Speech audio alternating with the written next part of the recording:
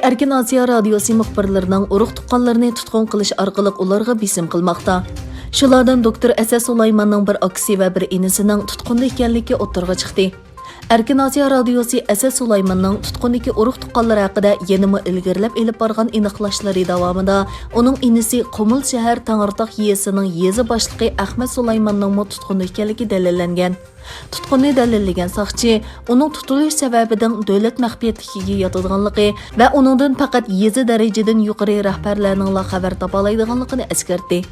Asad Sulaymanning aksi Ahad Sulaymanning tutqunda ekanligi dalillangandan keyin radio yana uning 4 yildan buyon izlariga g'oyib bo'lgan inisi Ahmad Sulayman va boshqa 5 nafar navara qiyrindishi haqida aniqlash elib borgan.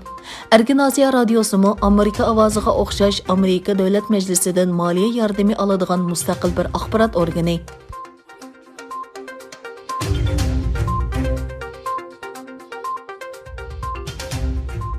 Birleşken Dövlətlər Təşkilatı baş ştabida o'tkazilgan irqiy kamsitishni yo'qotish xalqaro kunida so'z qilgan Amerikaning Birleşken Dövlətlər Təşkilatidagi doimiy vakili Linda Thomas Greenfield qulluq va irqchilikning dunyoning har qaysi joylarida ilham yuz berayotganligini bayon qildi. Birmada Rohingya musulmonlarga va Xitoyda Uyg'urlarga qilingan zulmni misol qilgan Greenfield Xitoy hukumatining Sharqi Turkistondagi Uyg'urlar va boshqa etnik va diniy asonliq millat to'biga qarshi irqiy qirg'inchilik va insoniyatga qarshi jinoyat sodir qilganligini aytdi.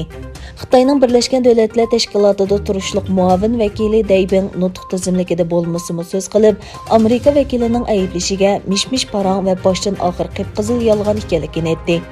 Beng Amerikaning Xitoyning ichki ishlariga aralashdi deb ayblab, Amerikaning boshqa davlatlarga nima qilish kerakligini aytmasdan, balki o'zining razil kishilik huquq xotirasiga qarshi kerakligini ko'rsatdi.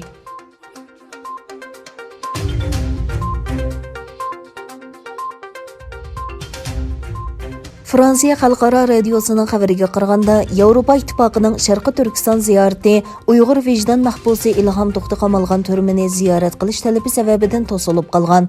Yevropalik bir diplomat mazkur radio muxbirining ziyoratini qabul qilganda, Yevropa İttipaقı vakillari 2014-yili bo'lgunchilik jinoyati bilan muddatsiz qamoq jazosiga hukm qilingan Uyğur ziyolisi İlham To'xti qamalgan turmaga kirishni talab qildi dedi. Xitoyning Yevropa İttipaقidagi vakili Jiangming oldingi kunidagi bayonotida mundaq dedi. Yevropa İttipaقı vakillarining Sharqi Turkistonni ziyorat qilishi uchun barliq o'rinlashtirishlar ilib berildi. Ammo ular Xitoy qonuni bilan ayblangan mahbuslarni yo'qlash qatorliq qabul qilg'ili bo'lmaydigan sharoitlar sababidan to'xtatildi.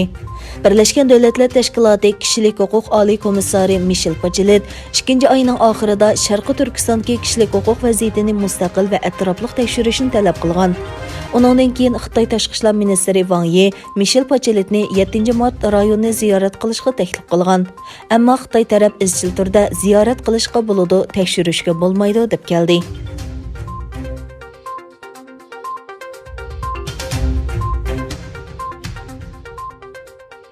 Xitoyning Sharqi Turkistondagi majburiy bola tushirish va xohlagancha qo'lga ilish jazo lagerlari, bosqinchilik jinoyati, majburiy emgak, qiynash va irqiy qirg'inchilik qilmishlari xalqaro jamiyatning diqqatini qo'zg'amoqda. Amerika ishchilar uyushmasi va sanoat birlashmasi yaqinda Bayden hukumati va parlamentini Sharqi Turkistondan quyosh energiyasi mahsulotlarini import qilishni to'xtatishga chaqirdi. Reuters agentligining xabar qilishicha, yaqinda Amerika Emgakchilar birlashmasi va sanoat tashkiloti majlisining raisi Richard Trumpga Amerika tashqi ishlar ministri Antony Blinken va Amerika prezidenti Joe Bidenning davlat bexatarlik ishlari maslahatchisi Jang Sullivanga maktub yo'llab, Amerika hukumati va davlat majlisining Uyg'ur diyoridan import qilinayotgan quyosh energiyasi taxtasini man'iy qilishni talab qilgan.